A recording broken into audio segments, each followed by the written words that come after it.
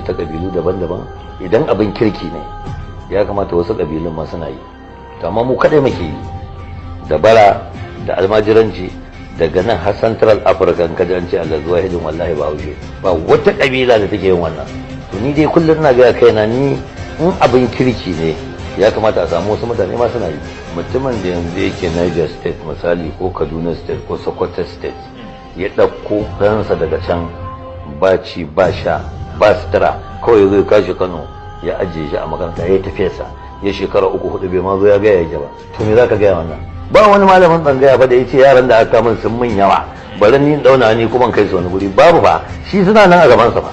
Kuma ina tabbatar ma ko karatu kaje kana kallo a makaranta sai ka ga fa mai da hankali akan nasu ƴaƴan dan su koya sosai. To da a gaban ka ma kana bari kana wahala ka tsinki ka tara nan ne balle can har ya zai ya taso bare wanda shi ba shi da wanda yake ce masa bari. Wata magana ka aje ta gefe wallahi ba za ta yi ba.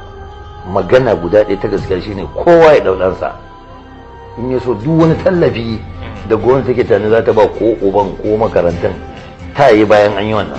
Duk wata magana an ka kawo ɗazu ce wallahi, kuma ina gaya maka ko ba jima ko ba daɗe sai an dawo wannan maganar tawa kowaye zai wani tunani da ya gama tunaninsa wallahi sai an dawo wannan zancen kowa ya ɗau ɗansa. Ba ka tunanin gwamnati fa sha kundin ba wani abu da za ta iya, ba mutane ne gwamnatin ba, ko gwamnan kansa yanzu ka ce ya ɗau 100 ya ƙara da nasa ba zai ba. Musulunci da addinin musulunci ai shi ya zo da tsari, in dai ɗa ne da aka haifa to da makarantarsa da cinsa da shansa yana wuyan mahaifinsa. Amma duk wanda ya ce wai zai rungumi ɗan wani ma wallahi ƙarya yake, ba ma wai gwamnati ba. Ina gaya ma ka gane yanzu a cikin family in ba Allah ne muku sutura sosai ba, in kana da ƙani kowa in wani ya mutu ƴaƴansa ma a family ba mai iya rike su. Responsibility na yaro sai ubansa. Ni dai shawara ta ga mai girma gwamnan Kano guda da yake sanar kowa ya zo ya daudansa.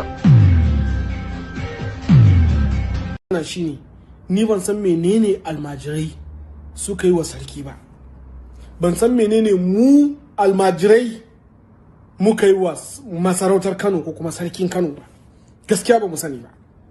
Saboda idan har gyara ake bukata sai a kawo tsarurruka da za su kawo gyara a tsarin almajiranci, amma ba wai a tsaya ana zagin iyayensu koko a ce za a kame su koko ana kaskantar da su ana wulakanta su ba. Gaskiya wasu maganganun ya kamata a riga kiyayewa, saboda almajiran nan su ne ginshikin arewa, su ne adon arewa. Kano kasuwa ne ya kafa Kano, ginshikin kasuwancin Kano almajirai ne. Dukkan manyan 'yan kasuwan Kano a yau kaf nasu almajirai ne.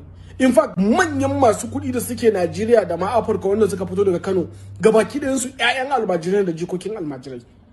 Amma haka kawai duk lokacin da aka tashi babu wanda za a takin sai almajiri ko iyayen almajiri, maimakon a yi tunanin yadda za a canja tunanin iyayen almajiran ko kuwa tsari da za a kawo yadda za a gyara tsarin almajirancin yadda zai zamani, sai a zauna a ce ana kushe su akan me. Saboda Allah menene almajiri ya yi wa sarki? Menene matsalar mu? Idan ana maganar terrorism ko wani tashin hankali, babu wani bincike da aka yi a kasashen duniya, babu inda ya nuna akan cewa almajirai suna haɗe da tashin ta'addanci a Najeriya, babu shi.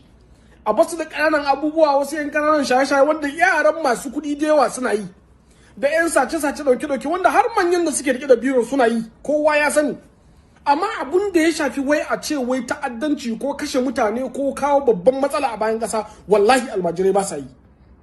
Duk wani almajiri da ya gama sana'an shi, ya gama karatu, ya sauke, ya bi biyayya wa malamai, samun training yake, yawanci dukan su kama kasuwanci suke, su yi kasuwanci, su samu nasara, su yi aure, su rike gidaje. Amma menene yasa komai ya tashi ko sai a duba almajiri ana zagin shi? Akan me? Me almajirai suka yi? Yanzu sun yi shekara biyu duba almajirai ba ne? Allah ya yi albarka wasu gwani ɗan zarga, dukkan gidansu almajirai ne. Allah ya ƙara